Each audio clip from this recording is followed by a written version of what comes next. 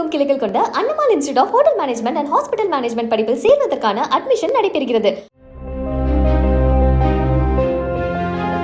சென்னை தண்டையார்பேட்டை இரட்டை கூழை தெருவில் உள்ள ஆர்கே நகர் சட்டமன்ற அலுவலகத்தில் நடைபெற்ற நிகழ்ச்சியில் நிதியமைச்சர் மரிய வில்சன் ஏழை எளிய மக்களுக்கு தள்ளுவண்டி மற்றும் மின்பாடி ரிக்ஷாக்களை வழங்கினார்.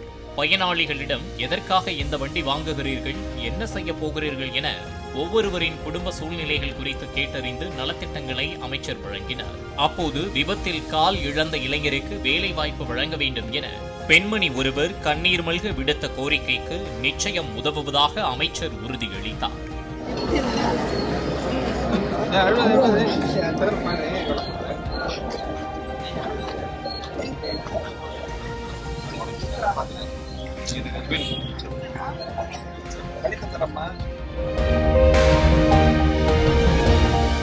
தமிழகமெங்கும் கிளைகள் கொண்ட அண்ணமால் institute of hotel management and hospital management படிப்பில் சேர்வதற்கான அட்மிஷன் நடைபெறுகிறது. பிளே ஸ்டோர் மற்றும் ஆப் ஸ்டோரில் இருந்து பாலிமர் செயலியை QR கோடு மூலம் பதிவிறக்கம் செய்யுங்கள். செய்திகளை உடனுக்குடன் பெறுங்கள்.